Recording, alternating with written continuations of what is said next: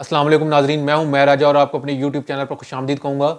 नाजरीन, पाकिस्तान और भारत का हाई वोल्टेज मैच एक दिन बाद दुबई में होने जा रहा है, जिसका सबको शिद्दत से इंतज़ार है। लेकिन पाकिस्तानी क्रिकेट टीम मैनेजमेंट जो है वो उस वक्त शदीद दबाव का शिकार है, क्लूलेस है, हाथ पाँव फूले हुए हैं, सोचने समझने की जो सलाहियत है वो खो बैठी है।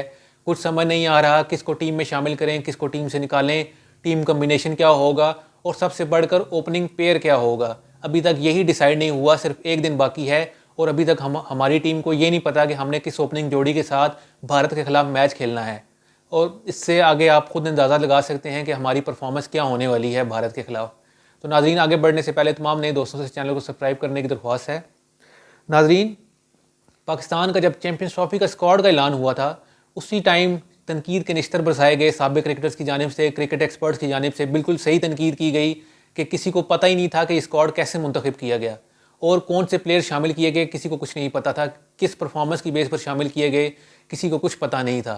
सब ने कहा, वसीम अकरम ने कहा, मोहम्मद हफीज़ ने कहा, शोएब अख्तर ने कहा, मोहम्मद आमिर ने कहा, सब ने कहा कि टीम में चेंजिंग्स की जाएँ, टाइम है, 11 फरवरी तक टाइम है, टीम में स्पिनर शामिल कर लें, एक ओपनर शामिल कर लें। लेकिन नहीं किया गया, क्योंकि उसकी वजह क्या थी कि आके जावेद साहब, जो कि अपने आप को अकले कुल समझते हैं, उन्हें अपनी ईगो उन्हें हर्ट होती हुई नज़र आ रही थी कि अगर उन्होंने कोई चेंजिंग कर दी, इसलिए कोई चेंजिंग नहीं की गई पाकिस्तानी क्रिकेट टीम के स्क्वाड में।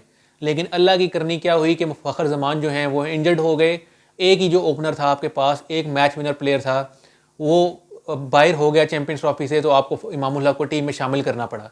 इमामुल हक ने अभी ये जो डोमेस्टिक क्रिकेट खेल रहे थे वहाँ पर उन्होंने सेंचुरी स्कोर की है और उन्होंने अब टीम को ज्वाइन कर लिया है दुबई में, और वो पाकिस्तान की तरफ से भारत के ख़िलाफ़ मैच खेलेंगे, एज एन ओपनर खेलेंगे। उसके साथ बाबर आज़म, और बाबर आज़म के बारे में मैं बताता चलूँ कि ये ख़बरें आ रही हैं कि बाबर आज़म जो हैं अभी तक उनका डिसाइड नहीं है कि उन्होंने एज एन ओपनर ही खेलना है या नंबर 3 पर आना है। इतलात यही हैं, ज़्यादातर चांसेस यही हैं कि बाबर आज़म जो हैं वो एज एन ओपनर ही खेलें। आगे जावेद की नेचर को देखते हुए तो यही लगता है कि वो एज एन ओपनर ही खेलेंगे। इसके अलावा सऊद शकील की जगह शामिल किया जाएगा उस्मान ख़ान को। उस्मान ख़ान जो हैं वो इन कंडीशन से वाकिफ़ हैं, तो उन्हें टीम में शामिल किया जा रहा है। सऊद शकील की मैं जहाँ तक बात करूँगा, सऊद शकील मुझे इस फॉर्मेट के प्लेयर नज़र नहीं आते। वो टेस्ट क्रिकेटर हैं, अच्छे टेस्ट क्रिकेटर हैं, उन्हें उसी फॉर्मेट तक महदूद करना चाहिए। ये हमारी जो टीम मैनेजमेंट है उनकी सिलेक्शन चेक करें। एक टेस्ट प्लेयर को आपने शामिल कर लिया है वनडे इंटरनेशनल में।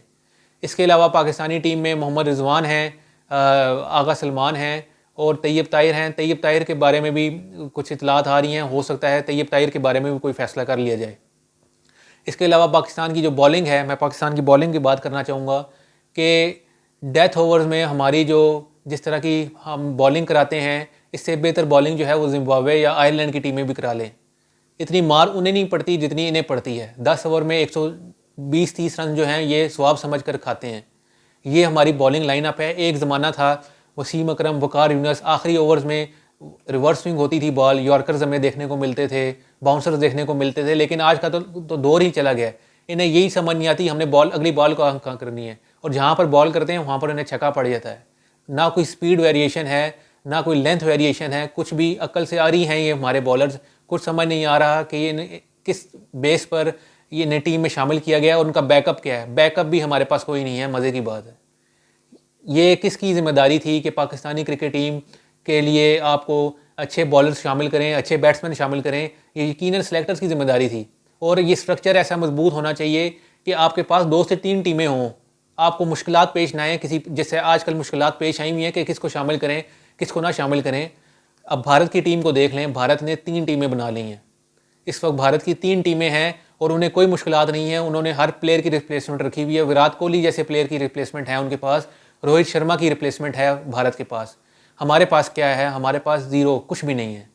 ये हमें सीखने की ज़रूरत है। और मैं यहाँ पर यह भी बात करूँगा कि हमारे जो नई मैनेजमेंट आती है वो उनकी जो पर्सनल लाइक्स और डिसलाइक्स होती हैं वो नेशनल इंटरेस्ट पर हावी हो जाती हैं। जैसे कि अब मैं बात कर एग्जांपल आपको देना चाहूँगा, आके जावेद साहब ने जब ओहदा ये संभाला, जब टीम मैनेजमेंट के साथ वो मुंसलिक हुए, तो मोहम्मद आमिर जो थे वो चैम्पियंस ट्रॉफी के लिए उन्हें कंसिडर किया जाना था और वो उसके प्लान में शामिल थे।